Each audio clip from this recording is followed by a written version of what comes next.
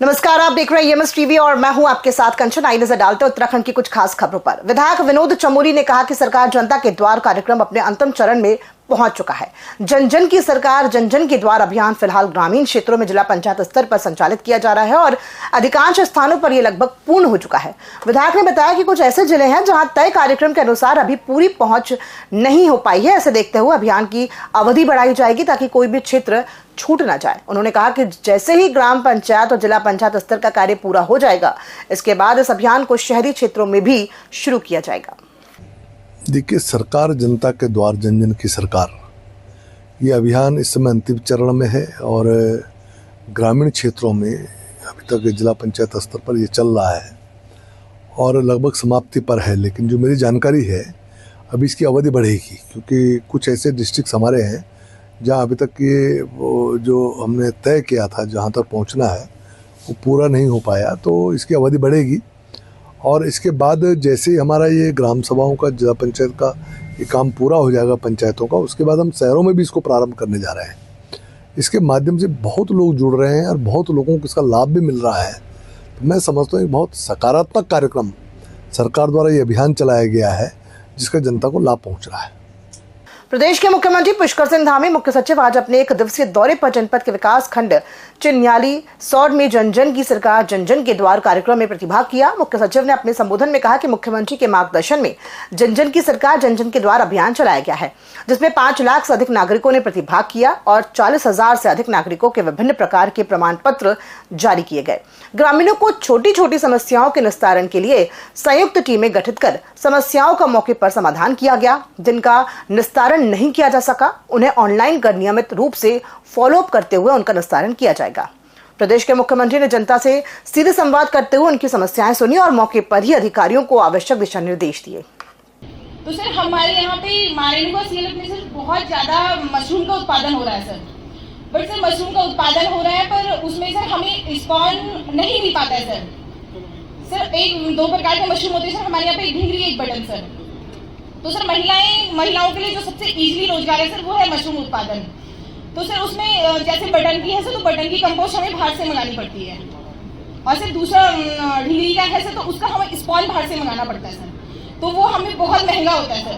तो सर आपसे मेरी रिक्वेस्ट है कि सर चिन्याली सौड़ ब्लॉक इतना अच्छा मशरूम उत्पादन कर रहा है सर, तो हमें यहाँ पे एक ऐसी यूनिट लगाई जाए सर जहाँ पे हमें कंपोस्ट की यूनिट भी लगाई जाए सर, जहाँ पे कंपोस्ट हमें खुद तैयार ऐसी महिलाएं खुद तैयार करें सर और स्पॉन भी खुद तैयार करें सर, ताकि हमें बाहर से रिक्वेस्ट ना करनी पड़े सर। रिक्वेस्ट के बाद सर काफी टाइम डिले होता है, मीन्स 15-20 दिन डिले होता है सर, तो उसमें हमारा उत्पादन में भी काफी देरी होती है सर। ये कार्यक्रम जनता की सुविधा के लिए बना। क्या करना है वो आगे करना क्षेत्रों में, दूर दराज के क्षेत्रों में, गाँव में, जहाँ से लोगों को अपने काम के लिए, अपने दैनिक कामों के अतिरिक्त अपने प्रमाण पत्र बनाने के लिए, लाभार्थी योजनाओं के लिए, अन्य कामों के लिए जिला मुख्यालय में जाना पड़ता था, सरकारी कार्यालयों में जाना पड़ता था। उसमें बहुत समय लग जाता था, बहुत उनको अपने संसाधन भी लगाने पड़ते थे। ये कार्यक्रम पूरे राज्य के अंदर 17 दिसंबर से प्रारंभ किया गया और उसके बहुत अच्छे परिणाम आए। लगभग 5.5 लाख से भी ज़्यादा लोगों ने इन शिविरों में भाग लिया है और 40,000 से ज़्यादा समस्याओं का तत्काल मौके पर ही निस्तारण हुआ है। और बहुत सारी समस्याएं जो मध्यकालिक हैं, दीर्घकालिक हैं, लंबे समय की हैं या जिनमें कोई नीति में शामिल करना है, उन सभी को हमारे अधिकारी देख रहे हैं। उधम सिंह नगर के गदरपुर में आयोजित जन सुनवाई दिवस में आत्मदाह के इरादे से हाथ में पेट्रोल की बोतल लेकर पहुंचे युवक को देख पुलिस के हाथ पैर फूल गए। न्याय न मिलने और प्रशासनिक उदासीनता से तंग आकर एक चाय विक्रेता ने आत्मदाह का प्रयास किया। गनीमत रही कि मौके पर मौजूद पुलिस कर्मियों की सतर्कता से एक बड़ी अनहोनी टल गई। पीड़ित का आरोप है कि वो पिछले 4 महीनों से अपनी फरियाद लेकर दर दर भटक रहा है, लेकिन उसकी सुनवाई नहीं हुई है। सोनू नामक चाय विक्रेता ने बताया कि लगभग 4 माह पूर्व रविवार बाजार में अज्ञात बदमाशों ने उसकी पत्नी का पर्स छीन लिया था, जिसमें एक मोबाइल फोन और हजारों रुपए की नकदी थी। घटना के बाद उसने पुलिस को सूचना दी। आरोप है कि इतने लंबे समय बाद भी ना तो मुकदमा दर्ज किया गया है और ना ही जांच शुरू हुई। पीड़ित के मुताबिक चेयरमैन सहित कई जनप्रतिनिधियों से गुहार लगाई है, परंतु हर जगह से उन्हें केवल कोरा आश्वासन ही मिला है। न्याय की उम्मीद पूरी तरह से टूट जाने पर वो पेट्रोल की बोतल लेकर निकला और आत्मदाह की कोशिश की।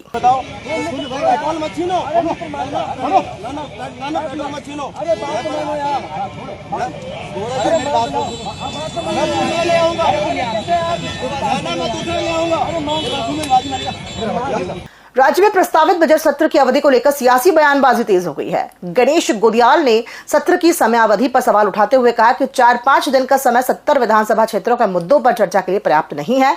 उनका कहना है कि जब तक बजट पेश नहीं हो जाता है उसका अभिभाषण सामने नहीं आता, तब तक ये स्पष्ट नहीं होगा कि सरकार प्रदेश के लिए क्या दिशा तय करने जा रही है।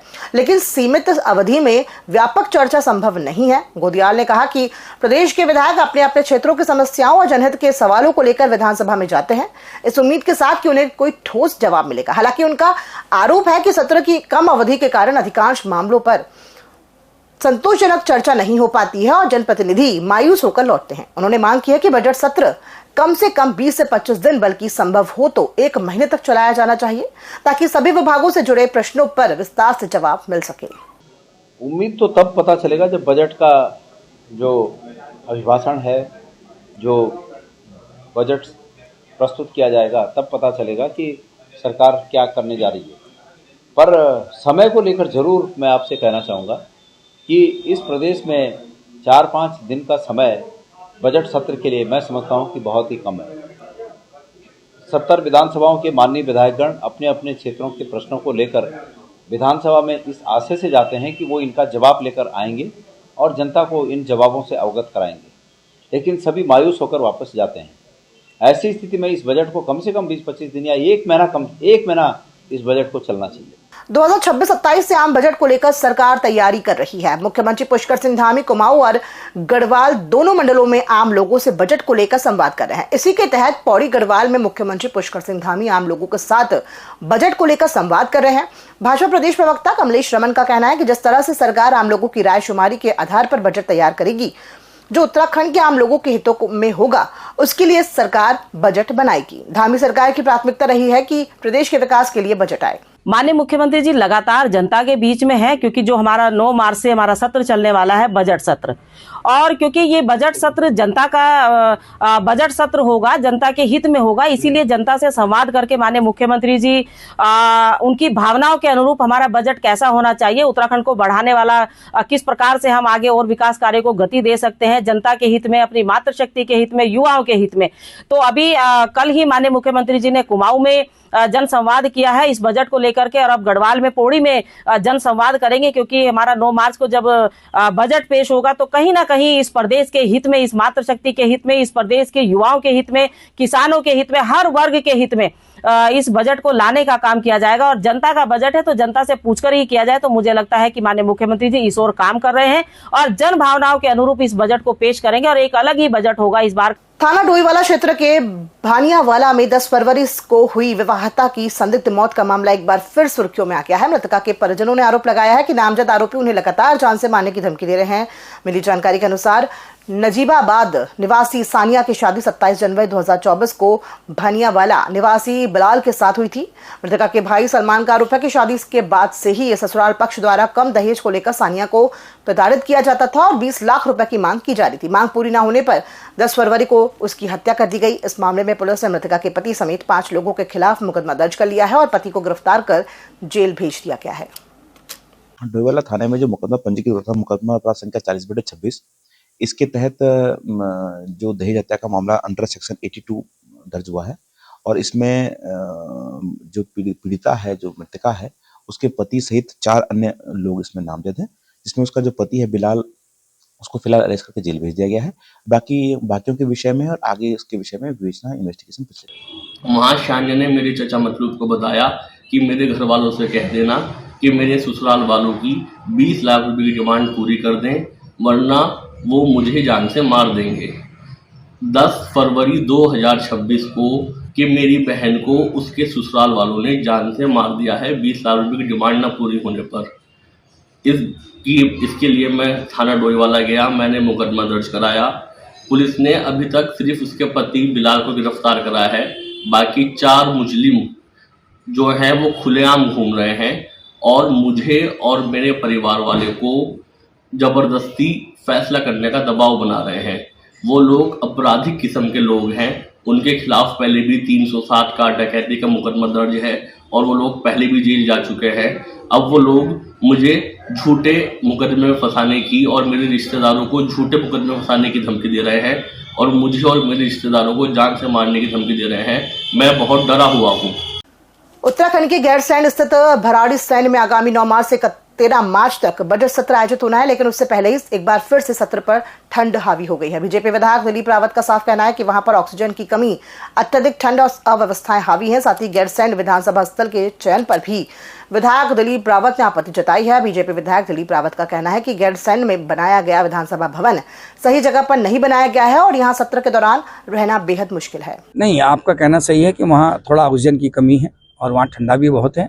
तो मैं इसलिए कह रहा हूँ कि अगर गैरसैंण में बनता तो जहाँ पहले चयन हुआ था वो ज्यादा उचित था। खबरों में फिलहाल इतना ही। दीजिए इजाजत, नमस्कार।